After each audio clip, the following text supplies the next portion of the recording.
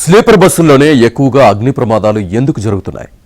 మంట అంటుకుంటే కాలి బూడిదవ్వాల్సిందేనా?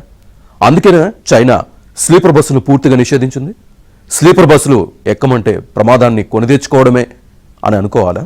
మొన్నటికి మొన్న హైదరాబాద్ నుంచి బెంగళూరు వెళుతున్న వి కావేరీ ట్రావెల్స్ కు చెందిన ఓల్వో బస్సు ప్రమాదంలో బస్సు పూర్తిగా కాలి బూడిదైపోయింది. ఇప్పుడు యమునా ఎక్స్ప్రెస్ వే మీద పొగమంచు వల్ల ప్రమాదం జరిగిన వెంటనే స్లీపర్ బస్సు తగలపడి 13 మంది ప్రాణాలు కోల్పోయారు. స్లీపర్ బస్సులో సీటింగ్ అరేంజ్మెంట్ వల్ల ప్రమాదం జరిగినప్పుడు కనీసం బయటకు తీయటం కూడా కష్టమవుతోంది.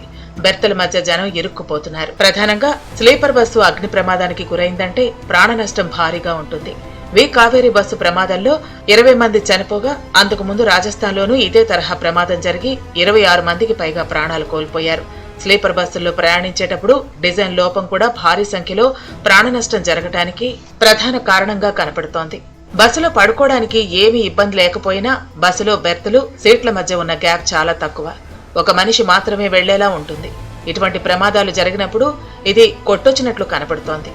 ఒకరిని తోసుకుంటూ ఇంకొకరు వెళ్లటం మరింత గందరగోళాన్ని సృష్టించి తొక్కిసలాటకు కూడా కారణమవుతోంది. సీట్ల మధ్యలో పరిమిత స్థలం వల్ల ప్రయాణికులకు తీవ్ర ఇబ్బంది తప్పటం లేదు. ప్రమాదం జరిగితే బయటకు తీయలేకపోతున్నారు. లోపలే ఇరుక్కుని ఊపిరాడక జనం చనిపోతున్నారు. స్లీపర్ క్లాస్ బస్సుల ఎత్తు మరొక సమస్య. వీటి ఎత్తు 8 నుంచి 9 అడుగుల వరకు ఉంటుంది. బస్సు ఏదైనా ప్రమాదానికి గురైనప్పుడు ప్రయాణికులు ఎమర్జెన్సీ ఎగ్జిట్లను చేరుకోవడం కష్టంగా మారుతోంది. బస్సు ప్రమాదం జరిగినప్పుడు చాలా స్వల్ప సమయంలోనే జరగాల్సిన నష్టం జరిగిపోతోంది. 2-3 నిమిషాల్లో తప్పించుకుంటే ప్రాణాలతో బయటపడుతున్నారు, లేకపోతే అగ్నికి ఆహుతైపోతున్నారు.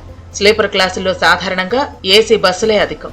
ఏసీ బస్సుల్లో ప్రమాదం జరిగితే డోర్స్ ఓపెన్ కావటం కూడా కష్టమే. ఏవైనా అద్దాలు బ్రేక్ చేయాలంటే కూడా ఎంతో కొంత సమయం ఉండాలి. అంటే ఇక్కడ మేల్కొని ఉన్న ప్రయాణికులే ఎంతో కొంత ప్రతిఘటించి బయటకు వచ్చే ఛాన్స్ ఉంటుంది. ఆ కంగారు తొందరలో మిగతా వారిని నిద్రలేపే ఛాన్స్ కూడా తక్కువే. పార్లమెంట్లోనూ స్లీపర్ బస్సుల్లో అగ్ని ప్రమాదాలపై చర్చ జరిగింది. 1966 నుంచి స్లీపర్ బస్సులు మన హైవేలపై తిరుగుతున్నాయి. 2000 సంవత్సరంలో 4 లైన్ రోడ్డు వచ్చాక ఇవి జోరందుకున్నాయి. సుదూర ప్రాంతాలకు ట్రైన్ టికెట్ దొరకని వారంతా వీటిని ఆశ్రయించడం మొదలుపెట్టారు. దేశంలో 20 లక్షల బస్సులుండగా వాటిలో 90% బస్సులను ప్రైవేట్ ట్రావెల్సే నడుపుతున్నాయి.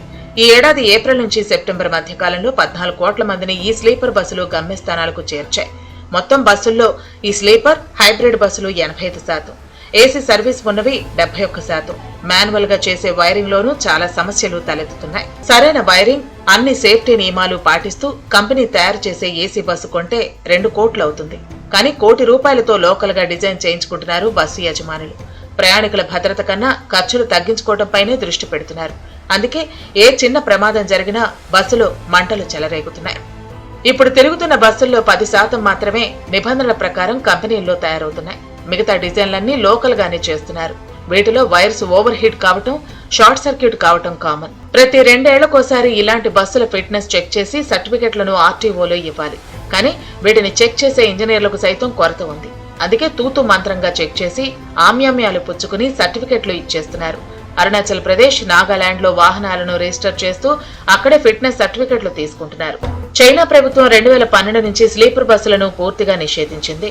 ఈ నిర్ణయం ప్రమాదాల సమయంలో ప్రయాణికులకు రక్షణ లేకపోవడం, సురక్షితంగా బయటపడే అవకాశం లేకపోవడం వంటి కారణాల వల్లే ఈ నిర్ణయం తీసుకుంది. జర్మనీ సైతం స్లీపర్ క్లాస్ బస్సులను నిషేధించింది.